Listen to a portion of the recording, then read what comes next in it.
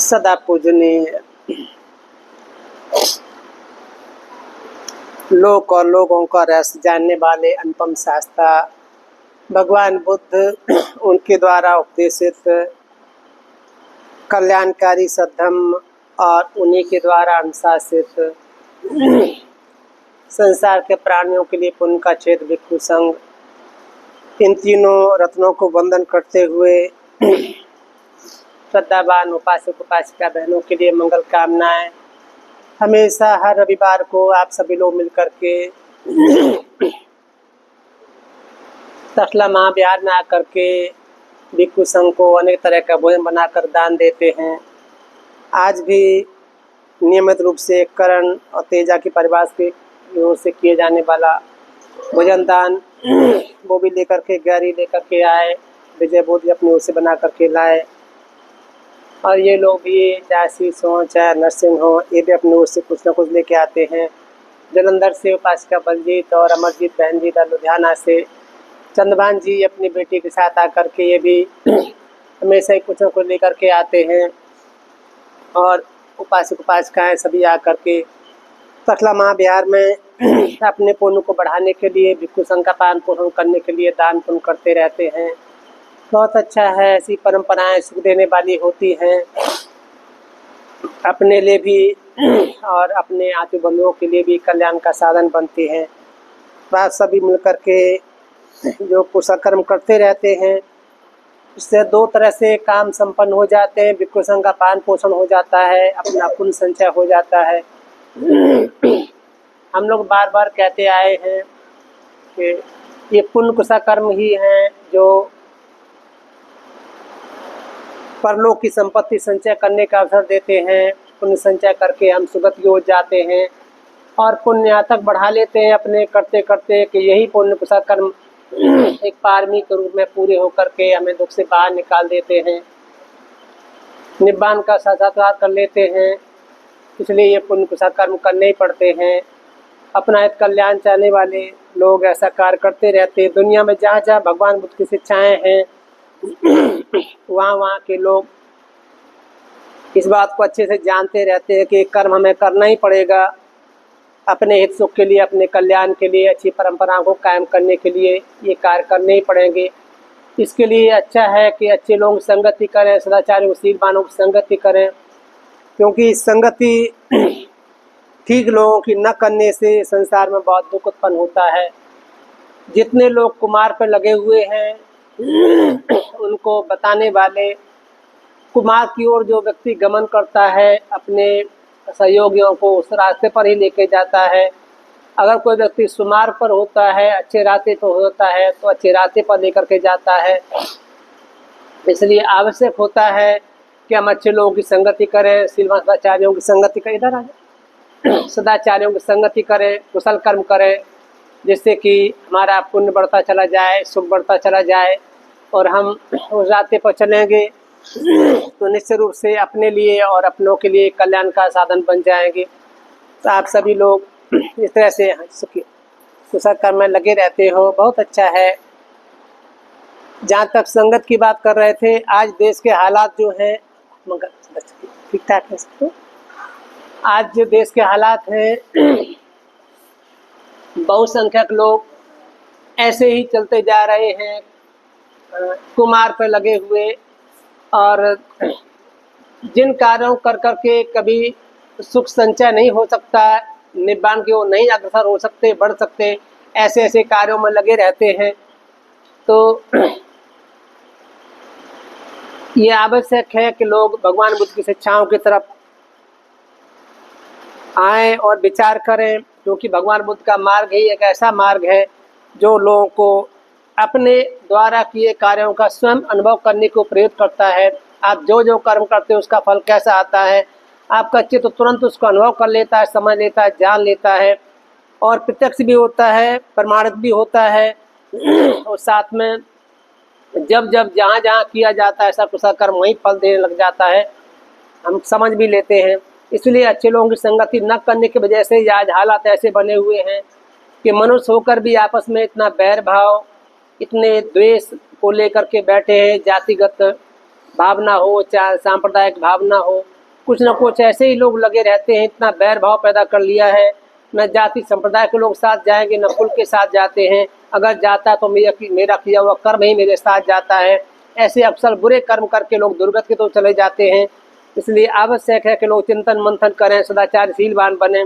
धर्म संप्रदाय है, हमारी आस्था है, कहीं भी किसी को मानने की तो हम मानते रहें, लेकिन मनुष्य मनुष्य के अंदर बैर पैदा न करें, बैर भाव पैदा न करें, द्वेष पैदा न करें, वो अच्छा है। घर परिवार हो, मिलकर रहें, आति बंधु हैं, कुल गोत्र के लोग हैं, जो भी है सब मिल करके रहें, तभी अच्छा होता है। लेकिन जब जब दूसरे के ऐसे लोगों के हाथ चढ़ जाते हैं जो अच्छा रास्ता नहीं दिखाते, सुमार्ग पर नहीं लगाते, कुशल कर्म को प्रेरित नहीं करते, बल्कि अपना ही उल्लू सीधा करने के लिए अग्रसर रहते हैं, ऐसे उनके साथ देने वाले लोग कहीं न कहीं कुमार्ग पर चले ही जाते हैं। इसका प्रमाण बुद्ध वचनों में नई जगह मिलता है। एक घटना भगवान बुद्ध के समय की आती है। उन दोनों भगवान बुद्ध बेनुमन के राजगीर में निवास कर रहे होते हैं। उधर दो भिक्षु, दो गृहस्थ होते, मित्र होते, दोस्त आपस में, तो वो किस तरह से श्रद्धा पैदा करके दोनों प्रवृत्त होने का मन करता है, संकल्प करते हैं। उन दोनों देवदत्त ने तथागत के साथ जो भिक्षु संग मिला जुला हुआ था, तथागत ने प्रवज्ञा देवदत्त को भी दी थी, उपसमता दी थी, भिक्षु बनाया था उसको, लेकिन धीरे धीरे कर लाभ सत्कार बढ़ गया उसका, तो अज्ञानता बस वो तथागत से अलग हो जाता है, अलग संग बना लेता है। तो दोनों मित्रों में से एक देवदत्त के पास प्रवृत्त हो गया, एक तथागत भगवान बुद्ध के समक्ष संबुद्ध के अनुशासन प्रवृत्त हो गया। दोनों प्रवृत्त तो अलग अलग हो गए, साथ साथ कभी जाते आते थे, मिलते थे, आपस में मिलते रहते थे। इधर क्या हुआ कि अजातशत्रु ने गया शीर्ष जो करके जगह है, जो उसमें अपने राजगीर के मगध राजा पड़ती थी, वो वहाँ एक विहार बना करके अजातशत्रु उसको देवदत्त को दे देता है, और निबद्ध रूप से 500 थालियाँ वो भोजन की व्यवस्था कर देता है कि 500 थालियाँ रोज उनको भोजन की देवदत्त और भिक्षु संघ को दी जाती है। तो इस तरह से वो आराम से रहता है। जो भिक्षु देवदत्त के साथ प्रवृत्त हुआ था, देवदत्त के अनुशासन में प्रवृत्त हो गया था, वो जो है वहाँ बिहार में रह कर के भोजन ग्रहण कर लेता है, क्योंकि 500 थालियाँ देवदत्त के लिए अजातशत्रु ने नियत कर दी थी। और इधर उसका मित्र होता जो भिक्षु संघ में तथागत के पास प्रवृत्त होता है, वो विचरण करता है, रोज जाकर के गांव गली में घूम करके और भोजन ग्रहण कर लेता है। तो वो उसका मित्र मिलता जुलता रहता है, उसके साथ मिलजुल होता है। उस दिन वो बताता है कि आयुष्मान, वो देवदत्त के साथ जो प्रवृत्त हुआ, वो कहता है आयुष्मान आप जो है ना इधर रोज विचरण करने जाते हो, इतना परिश्रम पुरुषार्थ करते हो, पसीना बहाते हो, आज बिठा दो, कुर्सी लेकर बिठा दो, तो चाहे ही बैठ जाओ। तो परिश्रम पुरुषार्थ करते हो, मेहनत करते हो, पसीना बहा करके भोजन प्राप्त कर पाते हो, कभी मिलता कभी नहीं मिल पाता ठीक से, आप मेरे साथ भोजन कर लिया करो। देवदत्त को तो इतना जो है पुण्य प्राप्त है, इतना अच्छा भोजन उसको मिलता है, दिया जाता है, बहुत अच्छा अच्छा उत्तम भोजन मिलता है। हम तो कहीं नहीं जाते, हम तो गैस शीश पर रहते, उसके ही बनाए हुए जो देवदत्त ने भया बना के दिया, उसने अजातशत्रु ने देवदत्त के लिए, उसी में रह करके हम लोग जो है ना निवास करते हैं। और तुम कितना परिश्रम पुरुषार्थ करते हो, उठाते कठिनाई से आप जो है ना भोजन प्राप्त कर पाते हो, ऐसे क्यों? तो अच्छा है कि आप वहीं भोजन कर लिया करो, क्यों इधर उधर जाते हो। वो पहले भिक्षु तो नहीं मानता, नहीं तथागत का अनुशासन प्रवृत्त हुआ है, तो परिश्रम पुरुषार्थ करके भोजन करके खाता रहता है। लेकिन मित्र कहता रहता है कि अरे अब यहीं खा लिया करो, देवदत्त के पास आओ, वहाँ आ जाया करो बिहार में, वो आपको कहीं परिश्रम नहीं करना पड़ेगा, वही भोजन ग्रहण करने को मिलता रहेगा। ऐसे करके उसको प्रेरित करता बार बार। तो फिर बात मान लेता, वहीं चला जाता है देवदत्त के अपने बिहार में, जहाँ देवदत्त रहता है गया शीर्ष पर, वहाँ जाकर के भोजन ग्रहण कर लेता है और खा पी करके अपने वापस आ जाता है, देवदत्त के पास आ जाता है। ऐसे तो ये धीरे धीरे करने लगा, तो ये बात कब तक छुपी रह सकती है, कभी नहीं खुल के आ ही जाती है। बच्चों ने देखा, समझा और कहा आयुष्मान आप ऐसा करते हो, देवदत्त के जो है ना आश्रम में जाकर के, बिहार में जाकर के उसके पास जाकर के, और वो तो मिथ्या दृष्टि लोग हैं या विपक्षी लोग हैं, धर्म के रास्ते पर नहीं चल रहे हैं, केवल लाभ सत्कार के मिलने की वजह से देवदत्त ऐसे कर्म करने लगा है, कुमार पे है, अक्सर कर्म करता है, दुशील है, दुराचारी है, वो लोगों को कुमार पे लगाता है, सुमार पे नहीं लगाता है। आप उसके अनुशासन में वहाँ जाते हो, वहाँ जाकर भोजन ग्रहण करते, उचित नहीं है। तो तथागत के पास में प्रवृत्त हुए, तो मैं यहाँ रहना चाहिए। ऐसे करके उसको रोकने टोकने लग जाते हैं। तो वो मानता नहीं, फिर भी चला जाता अपने मित्र के पास में, खाना खा के फिर आ जाता है। एक दिन बिच्छू ने उसको बुलाया, कहा आयुष्मान तथागत के पास चल के आप ले जाते हैं आपको, वहाँ चलो और आप ऐसा करते हो, आप आपको ऐसे नहीं करना चाहिए। पकड़ तथागत के पास लेकर के आते हैं। भिक्षु संग बैठा होता है तो चर्चा करते हैं। तथागत कहते हैं बिच्छू, इस विपक्षी स्वभाव के बिच्छू को क्यों लेकर के पकड़ के आ रहा है, बिच्छू क्यों पकड़ के लेके आ रहे हो। बिच्छू बताया बनते ऐसे ऐसे करता है, ये देवदत्त के पास जाकर के वहाँ भोजन करता है, विचरण नहीं करता है, सुमार पर नहीं चलता, कुमार पर लगा हुआ है, तो इसलिए हम इसको पकड़ के लाए हैं कि उसके मित्र एक जो देवदत्त के अनुशासन प्रवृत्त हुआ था उसको जब करता है वहाँ। पहले नहीं जाता था लेकिन समझाने में से जाने लगा वहाँ, वही भोजन करता रोज। तथागत बोलते क्या ऐसी बात है, कहता हाँ। पहले बोलता तुम्हें आपको किसने कहा, बिच्छू पूछता है, कहते हैं आयुष्मान अमुक व्यक्ति ने कहा है कि आप ऐसा करते रोज। कह रहे अच्छा ठीक है। तथागत के सामने स्वीकार कर लेता, हाँ बनते मैं जाता हूँ, और देवदत्त के द्वारा जो नियत भोजन उसको मिलता है, एक अच्छा बहुत उत्तम राजा के द्वारा भी दिया भोजन, अच्छा उत्तम भोजन करता हूँ रोज। तो कहते हैं अच्छा बिच्छू तुझे ऐसे आज ही नहीं, तू पहले भी जो है ना ऐसे गड़बड़ करता रहा है, कभी इसके संगत करने ऐसा हो गया तो कभी उस संगत करके वैसा हो जाता था। तू भी जो है ना अपने ऐसे करके मन बदलता रहता है। तथागत ने ऐसे कहा कि आज ही नहीं किया बिच्छू, इसने पहले भी ऐसा किया है। तो बिच्छू ने कहा बनते आज का तो हम कर्म देखते हैं कि देवदत्त के साथ मिलकर के ऐसे करता है, वहाँ जाता है, प्रवजित आपसे होता है, वो जाकर के खाना उसके यहाँ खाता है जाकर के। तो आज का तो हम देखते हैं, लेकिन पहले कब किसने किया था बदल जाता है। तब तक कहते हैं कि एक समय की बात है, ब्रह्मदत्त नाम का राजा बनारस में राज करता था। उसके समय बोधिसत्व जो है ना उस राजा के अमात्य के रूप में रहते थे। उसको मतलब अच्छी सलाह देने वाले थे। अमात्य राजा के साथ रहते हैं। और राजा का एक मैला मुख नाम का हाथी था, बड़ा अच्छा हाथी था, बड़ा मांगलिक हाथी है। राजा उस पर सवारी करता है, बैठता उठता है, चलता है उसके ऊपर बैठ करके। तो वो हाथी जहाँ बांधा जाता, जहाँ हस्तीशाला थी उसकी बांधा जाता था, उसके पीछे साइड जा कर के कहीं और चोर सलाह करने लग जाते हैं कि ऐसे चोरी करनी चाहिए, सेंध लगानी चाहिए, अच्छी जगह निकलने की बनानी चाहिए, वहाँ सामान लूट करके लेके जाना चाहिए, और जो है जो लोग मिल जाए उनको मारना पीटना चाहिए, उनको मार डालना चाहिए। क्योंकि जो है ना चोरों की प्रकृति ऐसी होती है, प्रवृत्ति ऐसी होती है, तभी चोर सुखी रह सकते हैं कि जो उसको दिखते हैं, जो लोग उसके चोरी बालक बनते हैं, देख ले तो उनको मार देना चाहिए, पटक देना चाहिए, मार देना चाहिए, खत्म कर देना चाहिए, उनको लूट लेना चाहिए, उनको पीड़ित करना चाहिए। ऐसे अनेक तरह की वो चर्चा करते रहते हैं। वो हाथी जो बंधा होता है वो समझता कि मुझे सिखाया जा रहा है, ये जो बताने वाले बातें कर रहे हैं मेरे लिए कर रहे हैं, मुझे सिखा रहे हैं। तो हाथी भी सोचता है कि अरे जो नजदीक आता है उसको मार देना चाहिए, पटक देना चाहिए, पीट देना चाहिए, है ना, उसको नष्ट कर देना चाहिए, क्योंकि स्वभाव यही होता है, चोरों का स्वभाव ऐसे ही होता है, ऐसे ही होना चाहिए। तो जो विघ्न बाधा उत्पन्न करते हैं उनको नष्ट कर देना चाहिए। ऐसे करके चोर सुनते, वो हाथी सुनते सुनते बड़ा मांगलिक हाथी, अच्छा हाथी भी बदल जाता है। जैसे उसका महावत कुछ दिनों के बाद में, सीखने के बाद में, रोज रोज बातें वही करते चोर, ऐसी बातें सुनने के बाद में हाथी का मन बदल जाता है। और मांगलिक हाथी जैसे उसका महावत उसके पास आता उसको पटक देता है, मार डालता कुचल करके।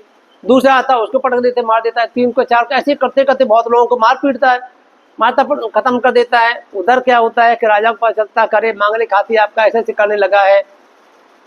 वो अपने अमाज से कहता है आयुष्मान जाके देखो, हाथी हमारा मांगलिक हाथी था, उसको क्या रोग हो गया, क्या समस्या उत्पन्न हुई है, इस बार इतना अच्छा हाथी भी गड़बड़ करने लगा है।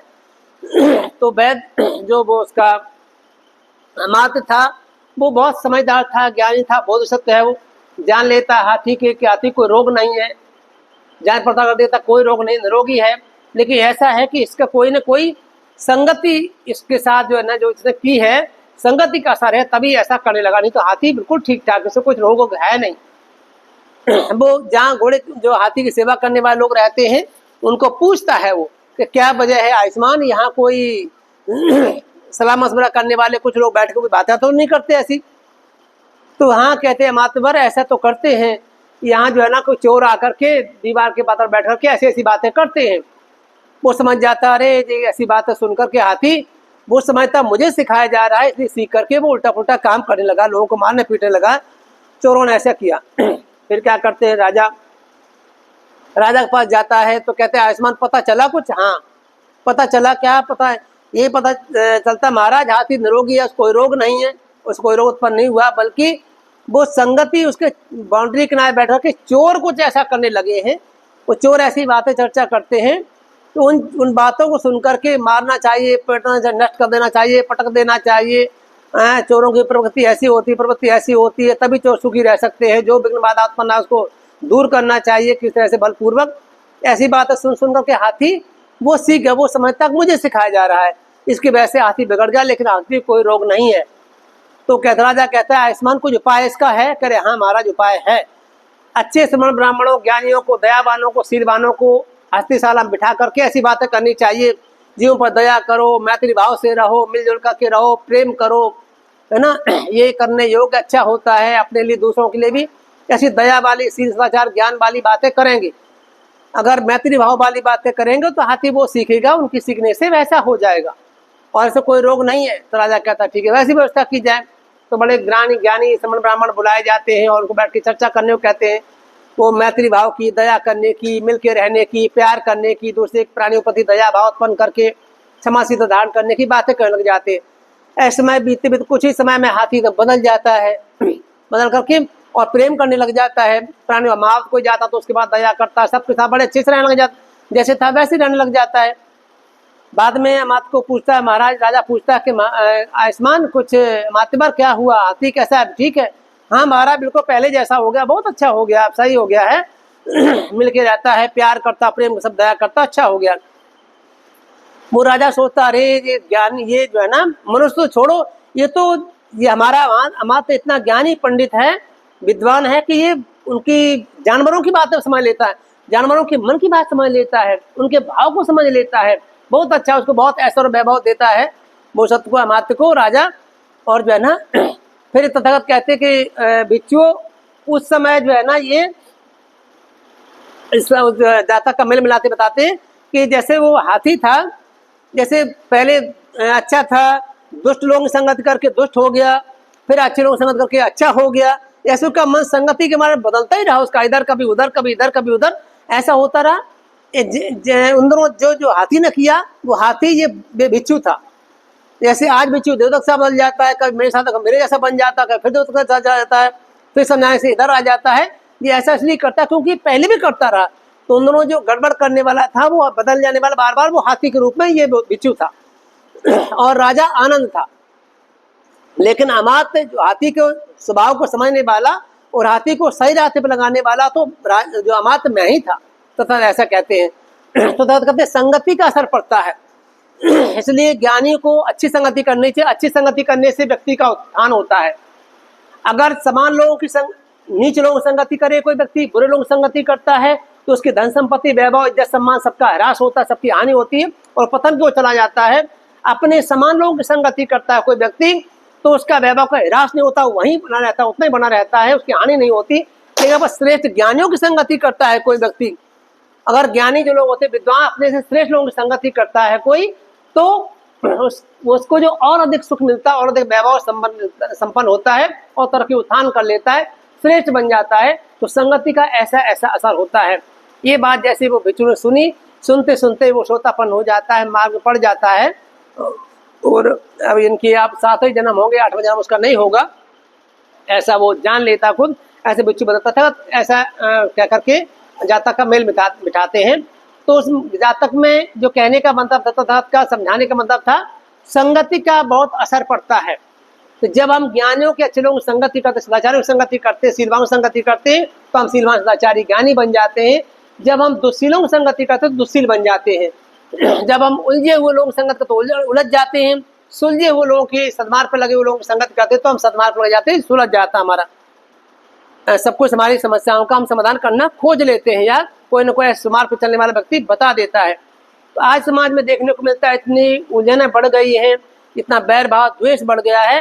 तो ऐसी संगति करते हैं लोग द्वेष पैदा करने वालों की, जातिगत भावना के प्रति दूषित मानसिकता को लेकर के जो लोग ऐसे कर्म करते हैं, उनसे प्रेरित होकर के लोग वैसे वैसे कर्म करने लग जाते हैं, व्यक्तिगत रूप से बैर भाव बांध लेते हैं, और कभी कभी व्यक्तिगत रूप से, कभी संप्रदाय के रूप में, जाति के रूप में बैर बांह बांध करके अपनी हानि करते हैं, अपने लिए दुर्गति का मार्ग खोल लेते हैं और उनके बताने पर प्रेत होकर के दूसरों चल पड़ते, वो पहले दुर्गति का मार्ग खोल लेते हैं या मार्ग पड़ जाते हैं।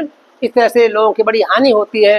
तो जहाँ तक बन पड़े लोगों को विचार करना चाहिए, चिंतन मंथन करना चाहिए कि हम जो इस तरह से कर रहे हैं या मेरे ये कार्य मेरे लिए हितकर है क्या अहितकर है, सुख देने वाला है कि दुख देने वाला है, कुमार पर लेकर के जाएगा, ऐसा करने पर मेरी हानि होगी, मेरा उत्थान होगा, ऐसा करने पर ज्ञानी विद्वान समझदार लोग निंदा करेंगे कि प्रशंसा करेंगे, ऐसा विचार हर व्यक्ति को करना चाहिए। चिंतन मंथन करके अच्छे मार्ग पर चलना चाहिए, शीलवान सदाचारी बनना चाहिए, हिंसा से, चोरी से, व्यभिचार, झूठ, नशे पत्ते, बुराइयों से दूर रहना चाहिए, संयम का जीवन जिएंगे। अच्छा है माता पिता की, बड़े लोगों की, बुजुर्ग हैं जो उनकी सेवा करनी चाहिए, सत्कार गौरव करना चाहिए बड़ों का। छोटे लोग होते हैं उनको प्रेम दे करके, उनको दयावान मैत्री भाव से युक्त होते हुए उनको क्षमाशीलता धारण करने के लिए प्रेरित करना चाहिए। कुशल कर्म करें, दान पुण्य आदि करें, सेवा सत्कार करें, परिवार अपने लिए खुद के लिए अपना रास्ता अच्छा बनाएं, अपने परिवार के लिए धर्म समाज देश के लिए अच्छा कार्य करेंगे तो निश्चित रूप से सुख मिलता है। इज्जत सम्मान अपना परिवार का देश का भी बढ़ता है कि लोग बहुत धार्मिक हैं, सदाचारी हैं, शीलवान हैं, अच्छे काम में लगे हुए हैं, मिलजुल कर रहते हैं, मिलजुल कर अच्छे काम करते हैं। इसलिए इस देश में निश्चित रूप से सुख आएगा, शांति आएगी। इस देश के लोग अभी भी सुखी रहेंगे, परलोक की संपत्ति प्राप्त करेंगे तो भविष्य में भी सुख प्राप्त करेंगे, सुगत की तरफ जाएंगे, क्योंकि ये लोग सदाचारी हैं, शीलवान हैं और कर्म और कर्म के विपाक को मानने समझने वाले हैं। अपने द्वारा किया कर्म व्यक्ति के मन को मैला कर देता, दुष्कर्म बुरा कर्म मैला कर देता है, अपने द्वारा किया हुआ कर्म व्यक्ति को प्रशुद्ध कर देता है। शुद्ध कहते अतना वा कतंग पापंग अतना संकृत अतना अतंग पापंग अतना विशुद्धति शुद्धि शुद्धि पचहत्तर नंजन विशोधय। कोई व्यक्ति स्वयं अपने द्वारा किया हुआ कर्म अपने चित्त को मैला कर देता है, दुखदायी बना देता है, दुर्गति लेके जाता है।